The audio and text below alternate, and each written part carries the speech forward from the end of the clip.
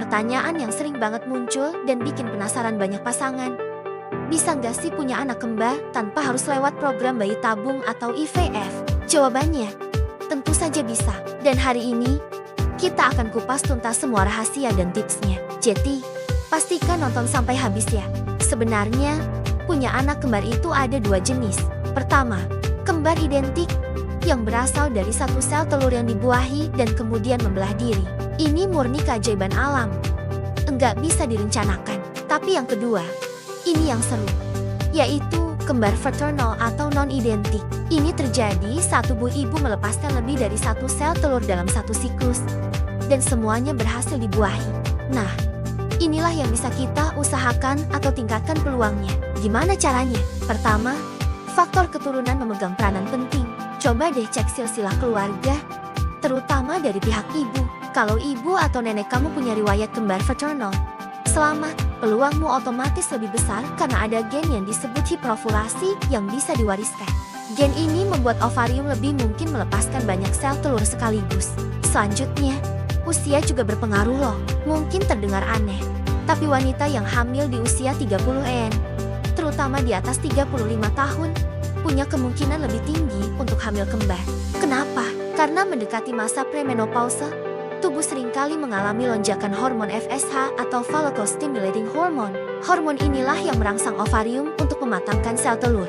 Kadang, lonjakannya bisa berlebihan dan membuat lebih dari satu sel telur matang dan dilepaskan. Faktor lain yang gak kalah penting adalah berat badan dan tinggi badan. Beberapa penelitian menunjukkan bahwa wanita yang lebih tinggi atau memiliki indeks massa tubuh IMT di atas 30, cenderung punya peluang lebih besar. Ini diduga karena kadar hormon estrogen yang lebih tinggi pada wanita dengan IMT lebih besar, yang bisa merangsang ovarium secara berlebihan. Tapi ingat ya, ini bukan anjuran untuk menaikkan berat badan secara tidak sehat. Kesehatan tetap nomor satu. Nah, sekarang kita masuk ke bagian yang paling ditunggu-tunggu. Makanan apa yang bisa membantu? Ada beberapa makanan yang dipercaya bisa meningkatkan kesuburan dan potensi hiperovulasi. Pertama, ubi jala. Konon, wanita di beberapa suku di Afrika yang sering mengonsumsi ubi jala memiliki angka kelahiran kembar yang tinggi. Ubi jala diduga mengandung zat yang mirip dengan estrogen dan bisa merangsang ovarium. Kedua, produk susu dan olahannya. Beberapa studi mengaitkan konsumsi susu, keju, dan yogurt dengan peningkatan peluang hamil kembar. Ini karena hormon pertumbuhan yang diberikan pada sapi perah bisa memengaruhi kadar hormon dalam tubuh manusia. Tapi, ini masih butuh penelitian lebih lanjut ya. Yang pasti, kalsium dari produk susu itu bagus untuk persiapan kehamilan. Selain itu, asam folat juga wajib banget dikonsumsi.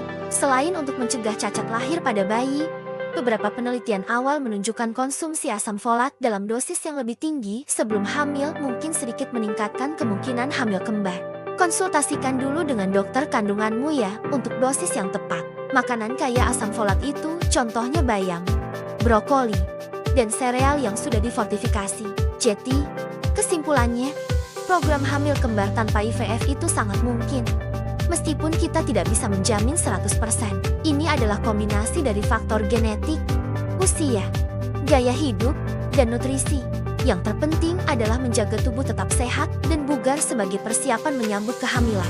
Jangan terlalu stres memikirkannya. Nikmati saja prosesnya bersama pasangan.